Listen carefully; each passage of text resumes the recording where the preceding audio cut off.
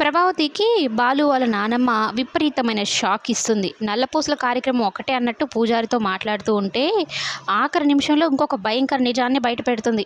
నల్లపూసల కార్యక్రమం ఒకటే కదా, మహా అంటే ఆ తంతు ఎంతసేపు ఉంటుంది, నా కొడుకు ఎంగేజ్మెంట్ ఘనంగా జరుగుతుంది అనుకున్న ప్రభావతికి, బాలుకి మీనాలకి శోభనం కూడా ముహూర్తం పెట్టండి అని చెప్పడంతో ఒక్కసారిగా షాక్ అయిపోతారు.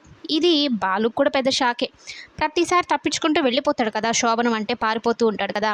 ఈసారి తప్పించుకునే అవకాశమే లేదు. బాలు వాళ్ళ నాన్నమ్మ అలా ఇరికిచ్చేసింది, అటు బాలుని కానీ ఇటు ప్రభావతిని కానీ. బాలుకేమో ఆ మాట విన్నప్పటి నుంచి అసలు మైండే పనిచేయదు. ఎటు పోతున్నాడో ఏం చేస్తున్నాడో కూడా అర్థం కాదు.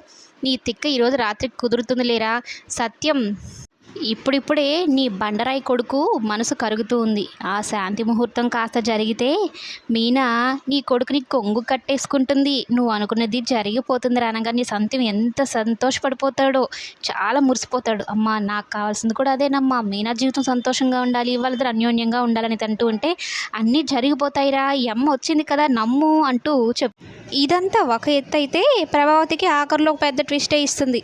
పూజారితో అన్నీ మాట్లాడి చేసింది బాలు వాళ్ళ నానమ్మ అయితే, డబ్బులు మాత్రం ప్రభావతిని ఇమ్మంటుంది. దక్షిణిచ్చి పంపించమ్మ పూజారి గారికి. ఇక ప్రభావతికి విపరీతమైన కోపం వచ్చి సత్యం వైపు ఒక లుక్ ఇస్తే, ఇక సత్యమే ఆ పూజారికి డబ్బులు ఇచ్చి పంపించేస్తాడు.